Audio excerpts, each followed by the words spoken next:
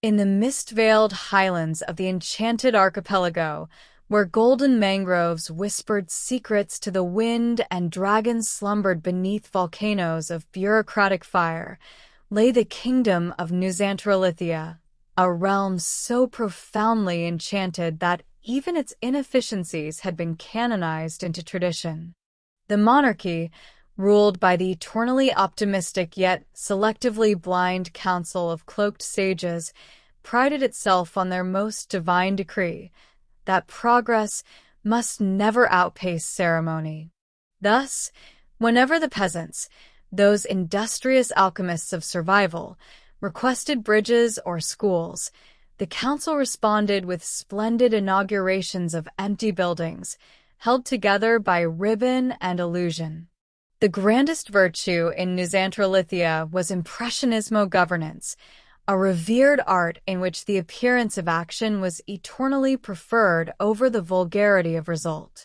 In marble halls echoing with policy incantations and ceremonial applause, the ministers conjured economic miracles using nothing but imported graphs and obsolete spreadsheets, triumphantly ignoring the pestilence of reality festering in the villages. When questioned by the rare heretic scholar, the high oracle of statistics would simply chant figures that floated in the air like perfume, enticing, ephemeral, and devoid of substance. To doubt them was, of course, to doubt the kingdom's divinely mandated prosperity. In this sacred kingdom, roads were paved not with cobblestones but with intentions, masterplans, and visionary blueprints preserved in glass for future generations to admire but never touch. The transportation system, operated by a ministry of movement that excelled at remaining perfectly still, boasted a cart-to-dragon efficiency ratio that had not improved since the days when magic still worked. Meanwhile, the royal bards on national broadcasts spun tales of infrastructural magnificence so grand, one might almost forget the peasants still commuted on the backs of fatigue and broken promises. Education, too, was a gem polished to blindness. The Ministry of Enlightenment ensured that students memorized incantations of patriotism and loyalty, while the arts of critical thinking and historical accuracy were locked away in cursed tomes reserved only for those with connections to the tower of influencers.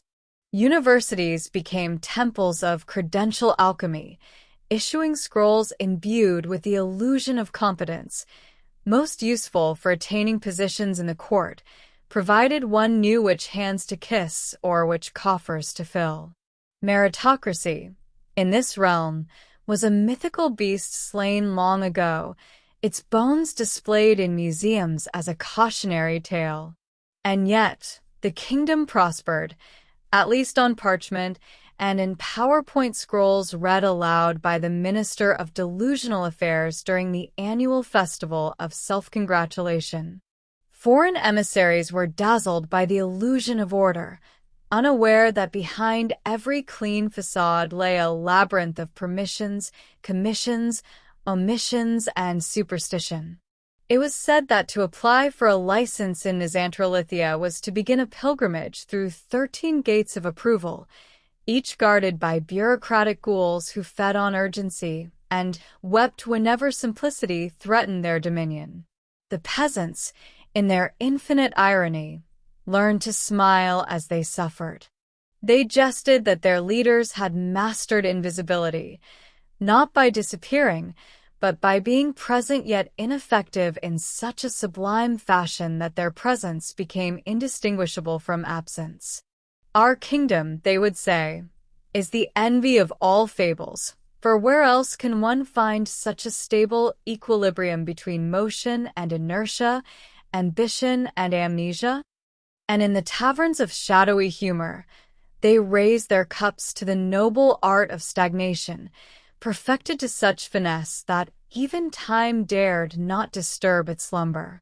Thus, in the twilight of reason, where dragons wept and phoenixes refused to be reborn, the kingdom marched ever forward on the spot. Progress was proclaimed with such eloquence that none noticed the wheels were square, nor did it matter, for so long as the tale was well told, and the illusion polished, who would dare to question the sorcery of governance in a land of eternal appearances? After all, in Nusantaralithia, it is not truth that rules, but the magnificence of narrative woven by those whose hands have never touched soil.